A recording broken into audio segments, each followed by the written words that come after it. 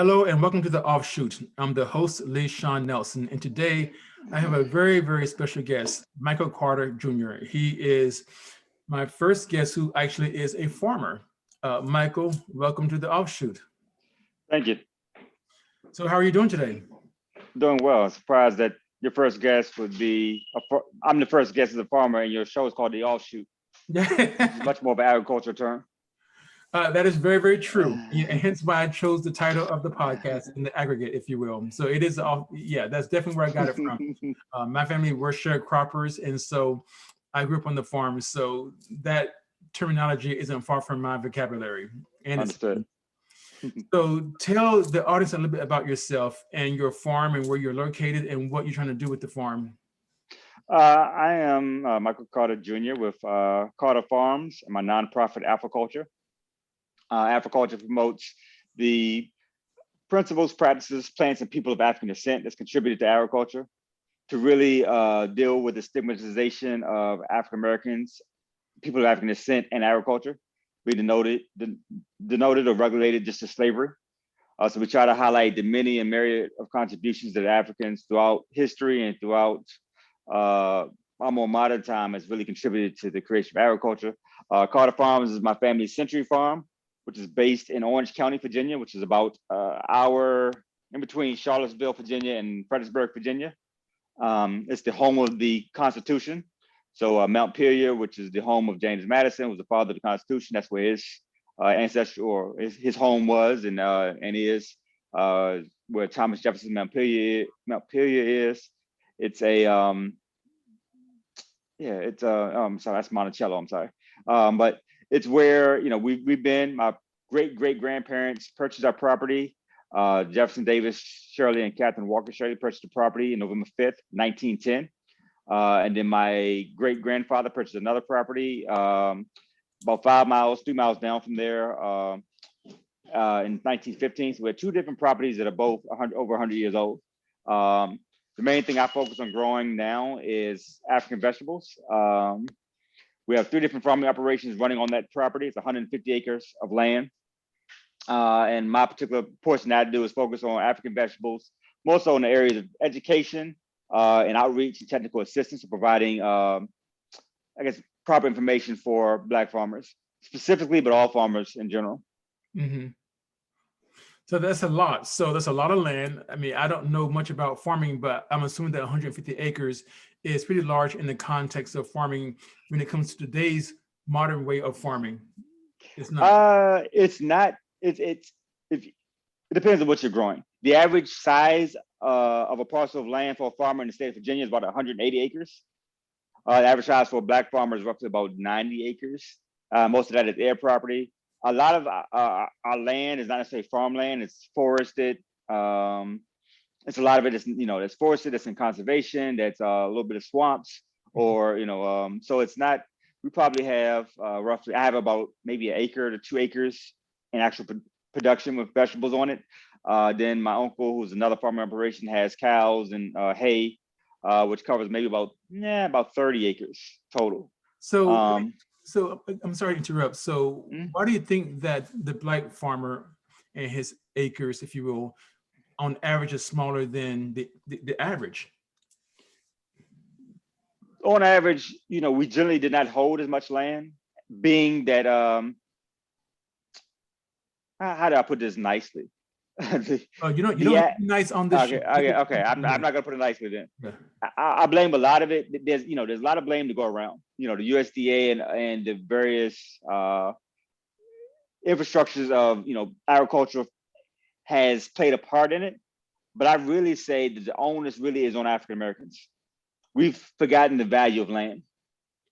So when we inherit grandma's land or grandpa's land or uncle's land, we don't try to save it, we try to sell it. And then go get a car, go get a house. And it's like, because it's in the country and there's nothing to do in the country.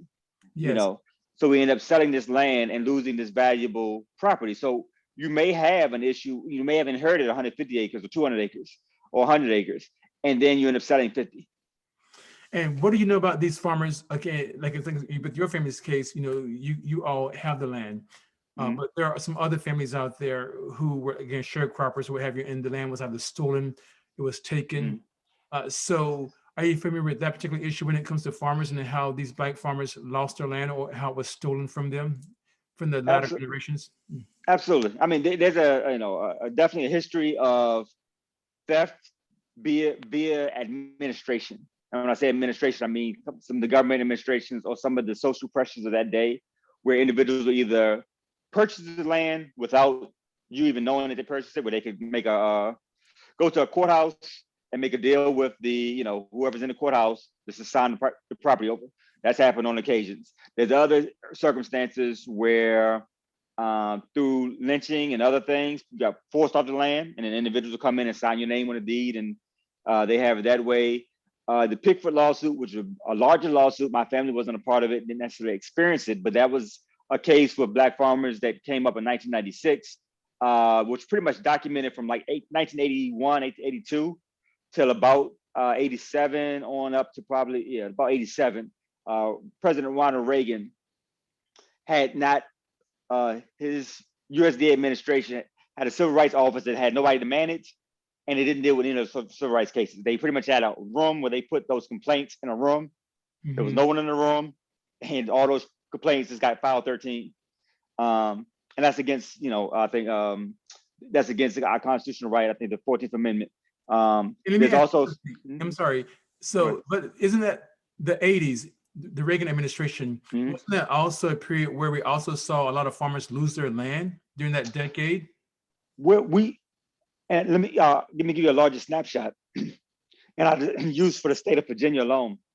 The state of Virginia, going into 1900, beginning of the 20th century, had 25,000, approximately 25,000 Black farmers, the largest number of Black farmers in the country.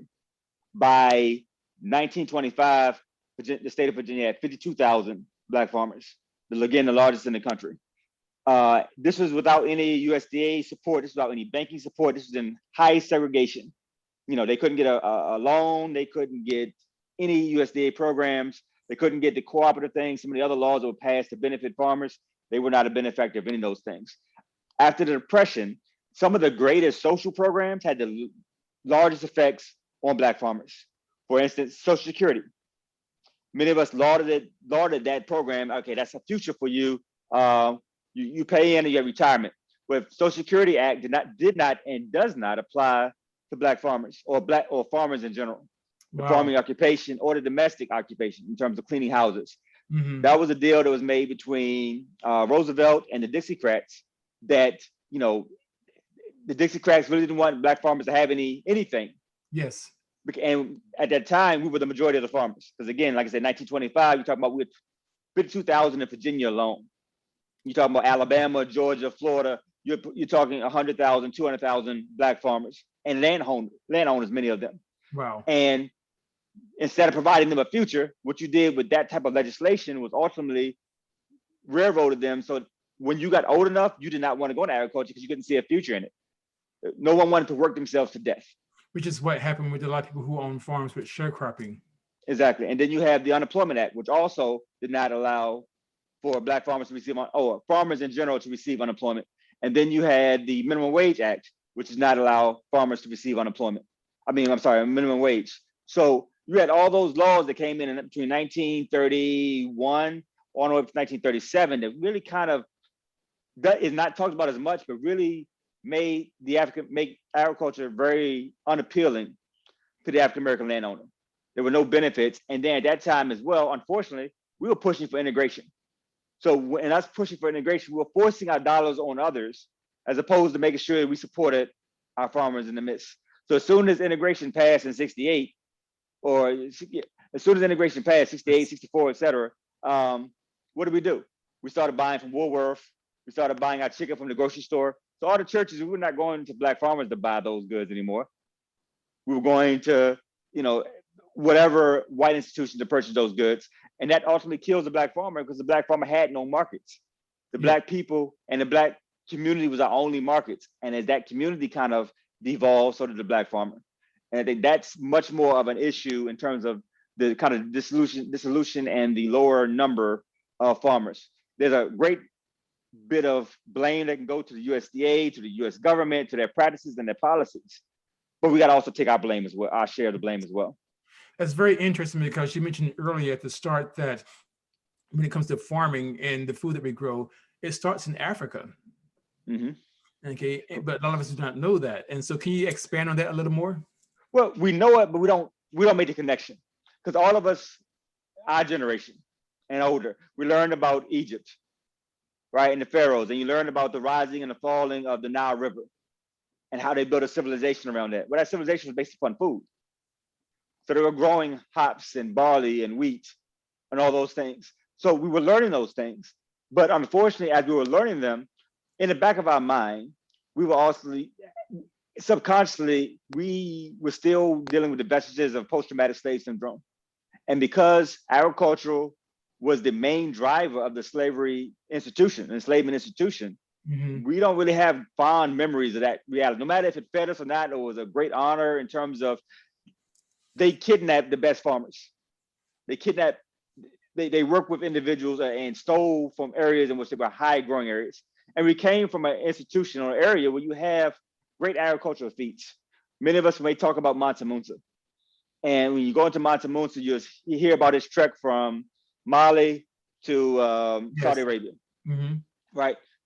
No one really talks about the type of food provisions that you would have to have for 50,000 people to trek for a year and a half. Not just for the camels, but all the 50,000 individuals you bring in with you, not just the holding the gold and all that kind of stuff.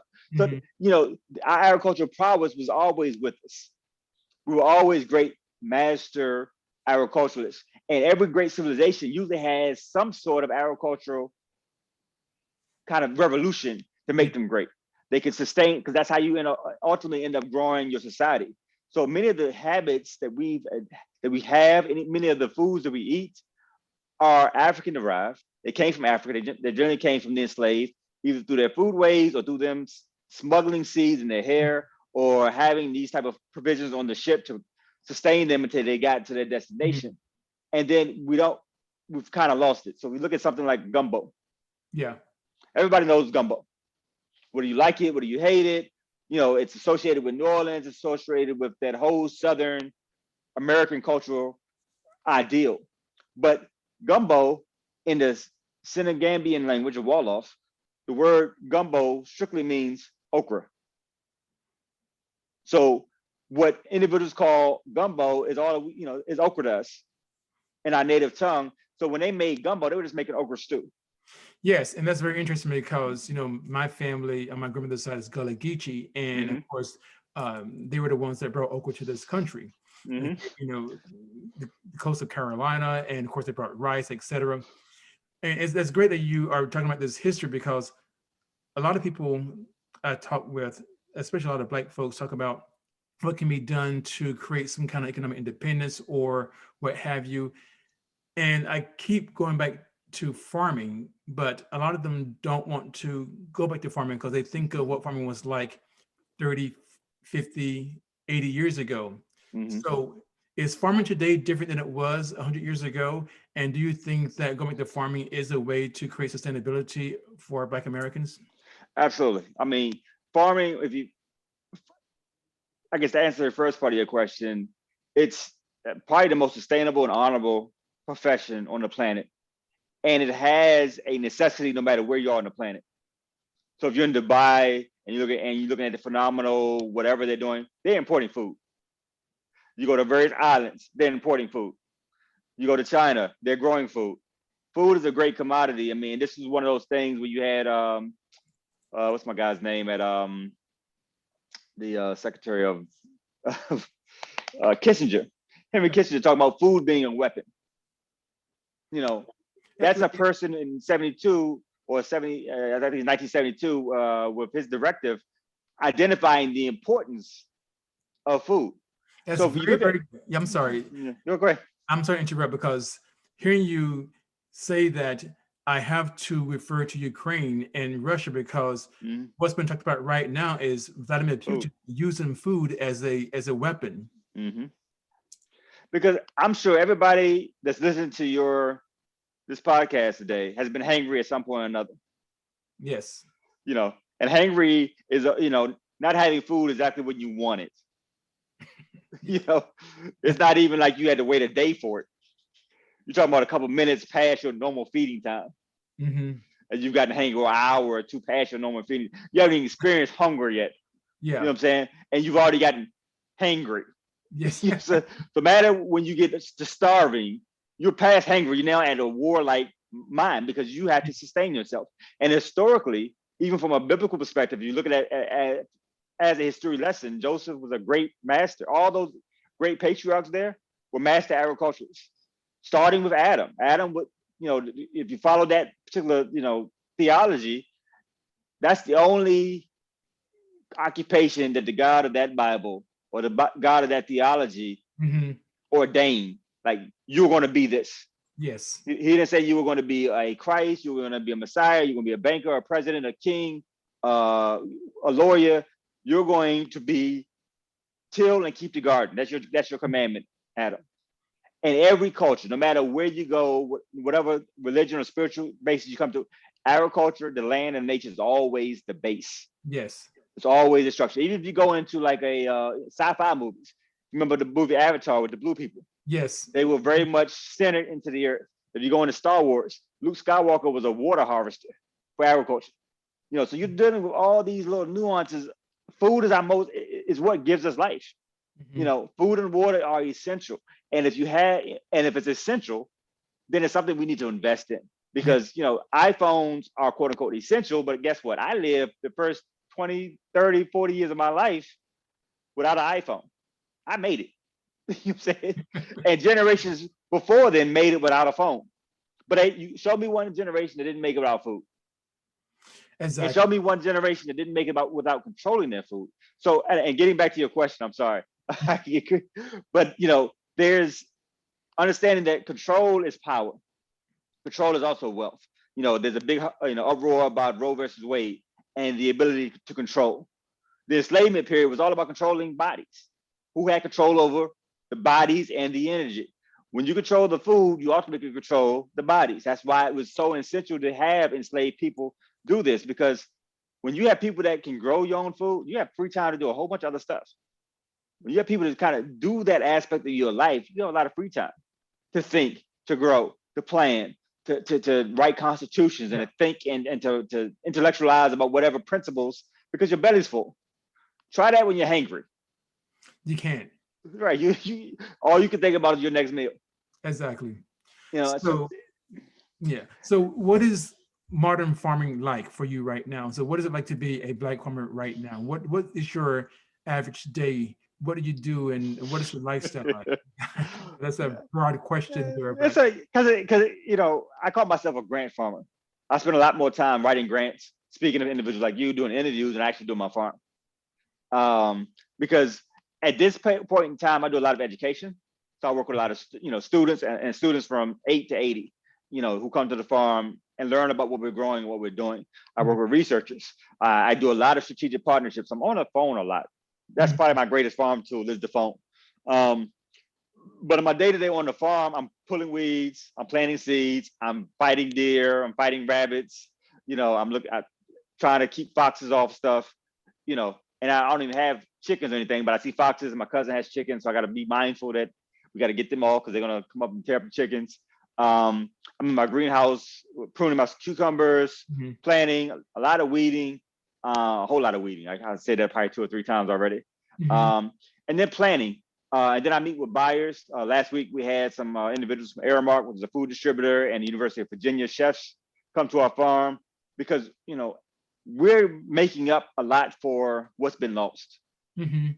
That's my main goal. It's like, for the last, let's say 2 to 3 generations, Black farmers have had limited customers, and that's Black, white, Hispanic, Asian, whomever.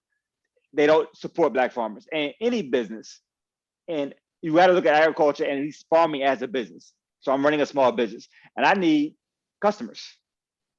So I've got to be able to market what I'm doing first and foremost. I got to make sure I have a product to market before I can even grow it. I don't want to grow anything without having some commitment from somebody to purchase it. Yes, that makes sense. Yeah, it doesn't. No need to grow something and then nobody wants it. Yes. You Now, know, aren't you also doing something interesting in terms of agricultural tourism on your farm, your family we farm? do agriculture tourism, what we call Afro-tourism, which is centered around our agricultural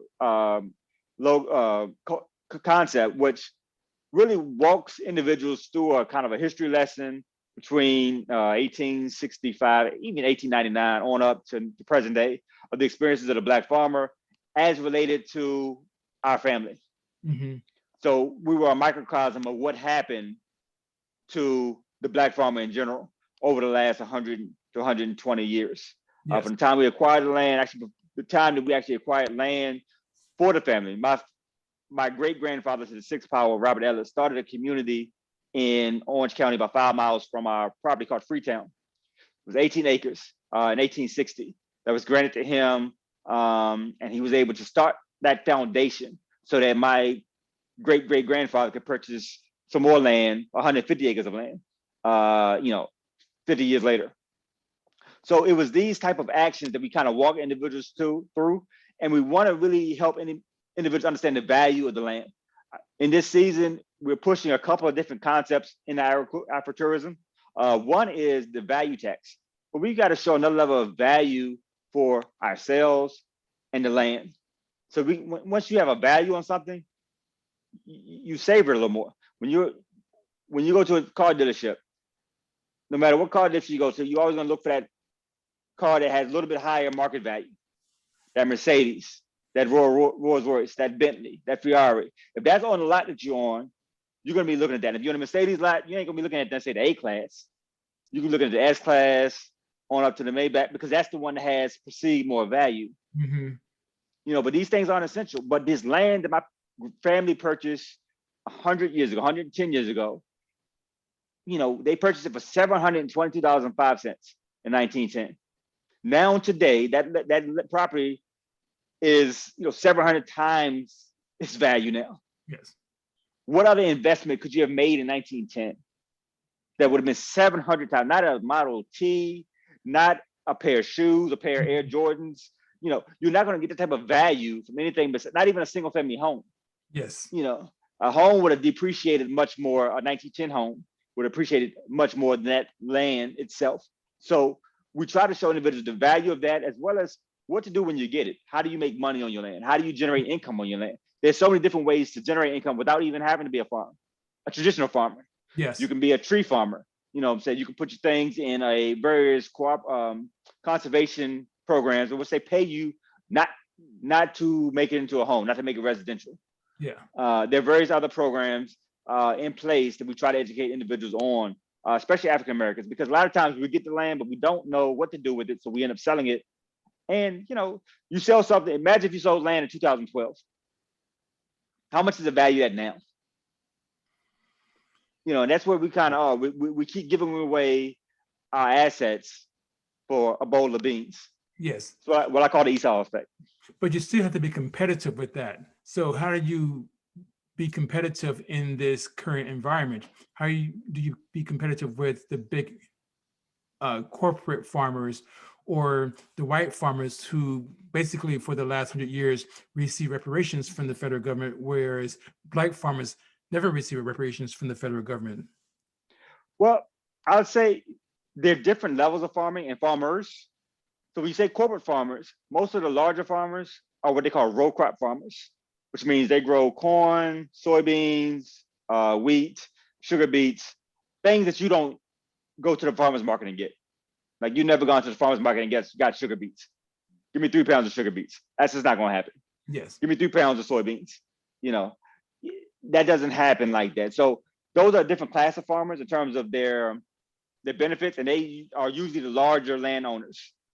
They generally have 1 or 2 tractors and they do thousands of acres of land.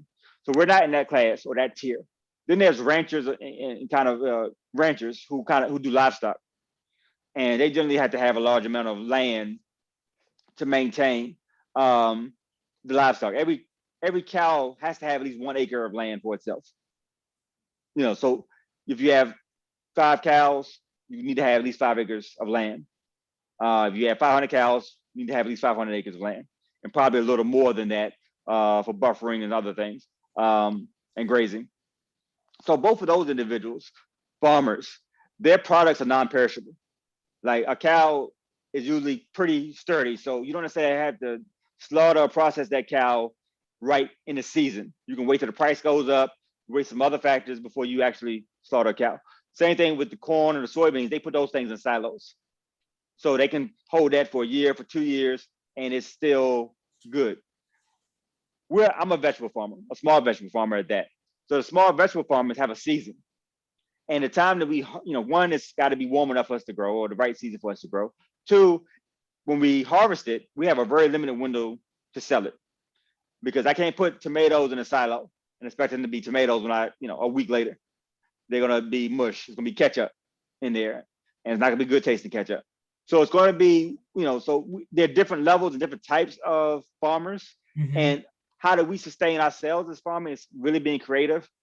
We need to have much more of a diversified approach, where I'm not looking for the market to pay me. We do, we apply for and work with various grants. We do a lot of training, we do a lot of education, and that's generally how we do our income, or generate our income. Because unfortunately, the consumer base is still very fickle, in my estimation, to be able to generate enough funds to support myself. There's a great boom of interest for Black farmers after the murder of George Floyd. But now, and then, things are kind of going back, and it's still a thing. That's too much. And if you know anything about your time in farming, when you're doing something like collard greens, and you're growing collard greens, and they want, somebody wants to pay you $1 a pound, and you're like, you understand how long this take me? 3 months to grow, another hour and a half to harvest them, another hour and a half to clean them, another 2 hours to get here to the market. And now, if you just base it at $10 an hour, I just gave you, this for that day, took me 5 hours. That's $50. Especially if they're winter greens. Right. So that's $50 of my labor and time that I haven't paid myself yet. And you're trying to give me the league minimum for my labor and my time. And it's just like, okay, that can't happen. So I went through that process, and I opted to go a different way because it didn't make sense. Yeah. And unfortunately, the economics are not there. And unfortunately, within the African American community, our value system isn't there in terms of how we appreciate the goods. Yeah. It's like a few individuals are willing to pay for that, but not enough to sustain you. Yeah. So let me ask you this then. So you mentioned like grants and what have you and so forth. So who are these white farmers and banks that are suing to block any kind of federal aid going to Black farmers? And why are they not wanting Black farmers to get what they received? That's a good question. I can't tell you exactly who they are. I know there are various groups that have popped up. There's a lawyer out of Texas, lawyer and delegate, I believe, out of Texas. I think he worked in the USDA. This is a very misinformed group of individuals. And just to help your audience better understand, in the CARES Act, the COVID Affordable whatever Act that Biden passed, signed in with the executive, well, it was passing a law, the first major legislation. There was a bill in there to offset or reduce or eliminate the debt of socially disadvantaged farmers. Okay, socially disadvantaged farmers are classified by the USDA as farmers who have been socially disadvantaged, and they include African Americans, Latinos, Indigenous Americans, Asians, Pacific Islanders, et cetera. So within that context, when the media got word of what was in this bill, first thing they pulled on to was debt relief for Black farmers.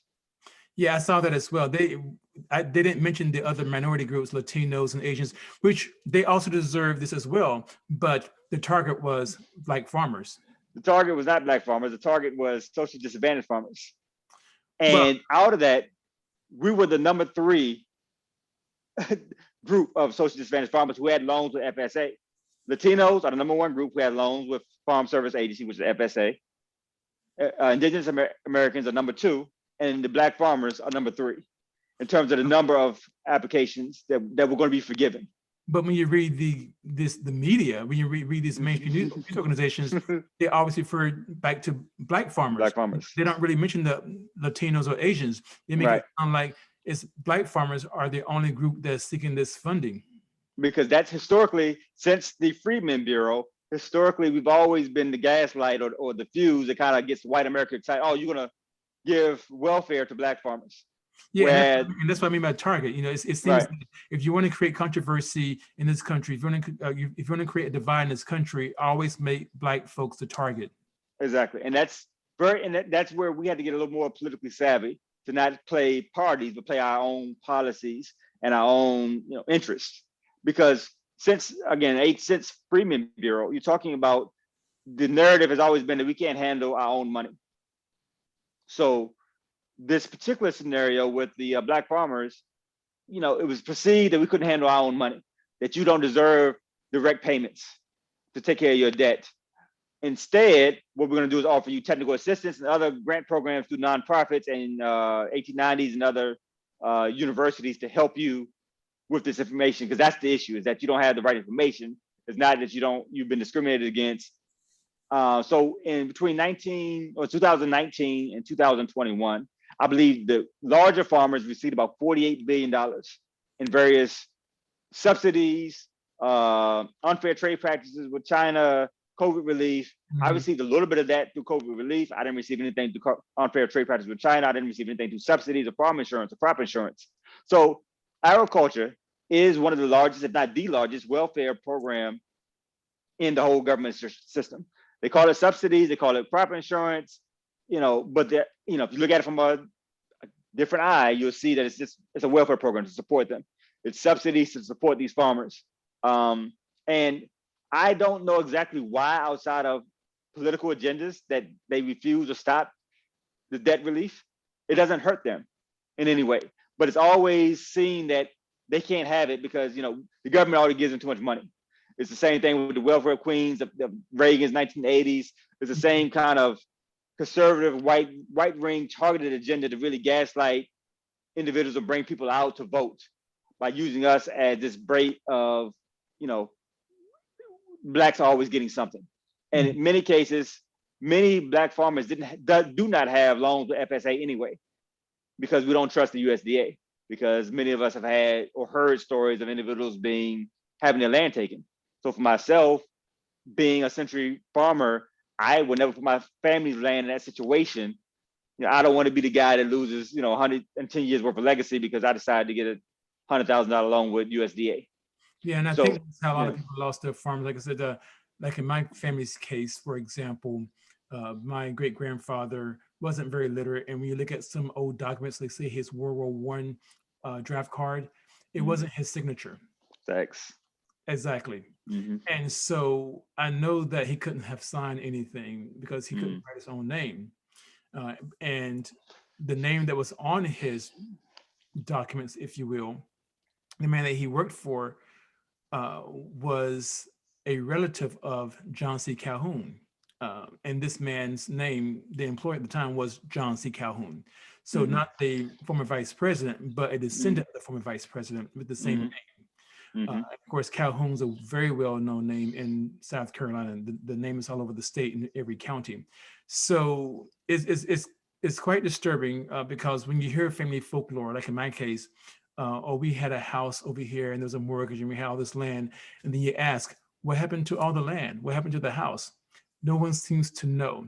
But in your case, with the Carters, with your family, it's a story that you don't hear very often about a family that was able to buy land, maintain it, and work to do something modern with that land.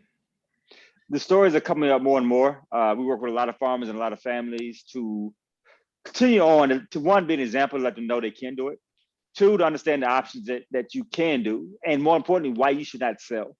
Again, when we look at value, land does not go down in price. You're in Washington, D.C. The land, not to be too personal, but the home that you're in, I know the original, or at least one of the first purchases of that home. The price that she paid is far different than the price that you paid, because land consistently goes up in value. Even during the crack epidemic in the 80s and the 90s, land was still much higher than it was. It took a while, and now it's back up to astronomical rates. And this is the value that we have to kind of see. I don't know if you ever notice on every 4 years of the presidential campaigns, you'll see all these little pockets of what color Democrats, blue or red, I can't remember. But you'll see the pockets of the Democrats, and they're usually in big cities, Yeah. Atlanta, DC, New York, Philly, In Los blue. Angeles, right? And then all this other redness is everybody else. So we're concentrated in this one space, and the real power lies in these other places. In DC, you don't have a proper representative in Congress. True. You know what I'm saying? Yet North Dakota got it too. Yet the population is roughly about the same. Correct. And yet in that, they also have land where they own hundreds of acres of land. And they still have the same type of representation. And if you look at their congressional members, they have more power.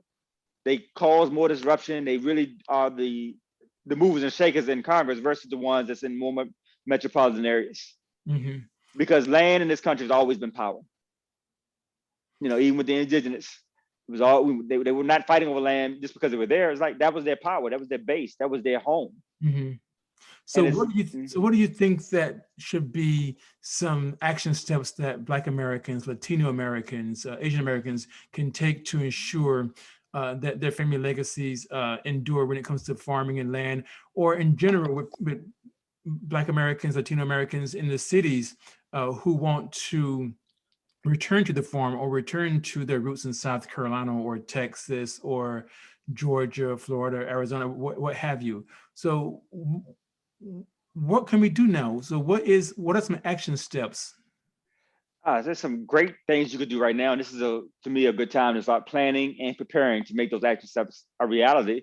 First thing I would do, if you know anybody in your family who has land, and when we talk about land, we're talking about more than just a house, a couple of acres or more, is have a conversation with them. Make sure they have a will. A will is the greatest gift they can give to their family when they transition into the next form of existence. That, having a will is first and foremost. Black folks, you got to have a will, and not just something that you wrote on a piece of paper and put in your refrigerator. A legalized document that's legally binding to make sure that whatever you're saying is legally binding to be executed. The second thing I would highly encourage is buy land. Look at buying it from auctions. Look at buying from the USDA inventory, especially in the South, especially in those areas. Don't worry about what's on it, trying to put a house there. Own it. Pay the taxes on it.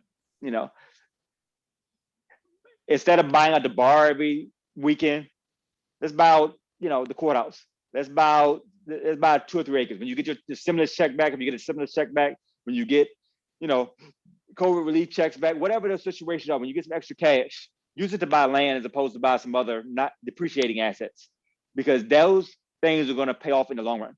We'll figure out what to do with it later. First thing you have to do is get it and acquire it and keep it, and then put that in your will, or and put that in your investment account. If you refinance your home, or you have a HELOC, you have an index, universal index fund or something to that effect. You try to use that money to buy real estate, and don't just buy houses, buy land in southern areas. Most larger and wealthy individuals usually have a large portfolio of farmland. Farmland has tremendous tax breaks. After you get the land, apply for a farm number to the USDA. If you don't know how, email me. I'll walk you through the process. It's not overly difficult. That allows you to file your taxes via Schedule F, which means now that you have some things that you can write off with the land, which puts you in another type of, it helps a lot with tax. That's why Donald Trump or Bill Gates or Jeff Bezos or Ted Turner, they own hundreds of thousands of acres of land. And they do that because it's an excellent tax break, as well as it's going to hold value. So it's going to increase in value, probably 5 to 10% per annum. So you're talking, and depending on the market that it's in, like if Ted Turner was buying land back in Georgia, probably back in the 1970s. Now look at the land in that real estate market there. He's made his money 12 times over. Yeah. So it's having a vision for the future. We really had to get back into the mindset of our great-great-grandparents, who, without any education, coming out of the enslavement period, their first initiative, their first desire was to buy land. They understood that was the key to their power. They were sharecroppers. They saved a little money to buy some land. If they had, working for somebody, they saved a little money to buy some land, because they understood that once you had land, you had a certain amount of freedom.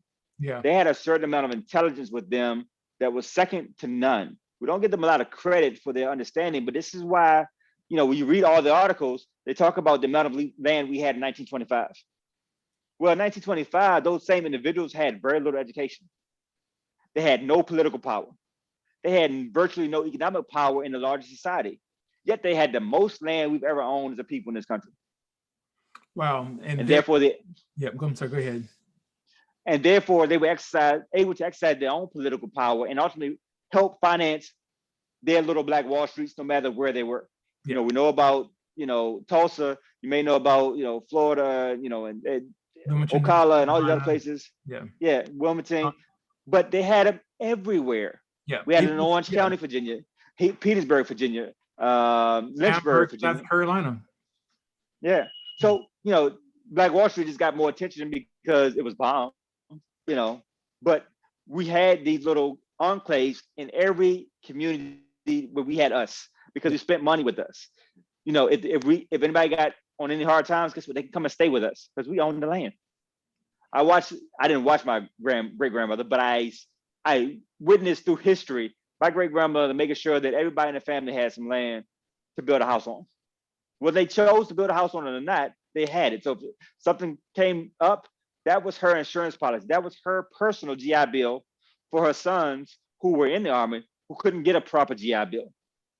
So she insured them through ownership of the land. They had something they could live on, could work on. And this is the land that, again, I benefited from, my father benefited from, my children benefit from. So it's a no-brainer in my eyes to acquire more land. Keep the land you got, acquire more of it if you can. Wow. Well, there you have it, everyone. So that was Michael Carter Jr. With Carter Farms. Michael, how can people get in contact with you? They can email me at carterfarmsva@gmail.com. They can go to my website at thecarterfarm.com, or Learn Africulture, LearnAfriculture.org. You can on Facebook or Instagram, you can do at Carter Farms VA. Those are the best ways to get in contact with me. Email is always best. Go to the website, the Carter Farms. We're there. We're open resource. So if you have any questions at all about anything, email me. It may take me a little time because I may be in the field. I email you when I get in or the next day. But I'll follow up with you and we can have the conversation and figure out how to create your own legacy. Because many of us are now talking about generational wealth.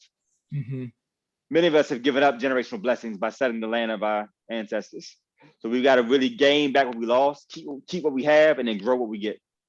Well, we definitely here at the Offshoot want to continue this conversation, but we're going to end it there for right now. And so everyone, thank you for taking the time to listen to this very, very important conversation. Please go to the Offshoot at www.theoffshoot.org to watch more content and learn more about Black farming. Check us out on Twitter and also check us out on YouTube. Michael, again, thank you so much. I can go on and on and on. This was very, very informative. So can we please do this again? Absolutely. Okay. Well, thank you again. And everyone, have a good afternoon. Good night.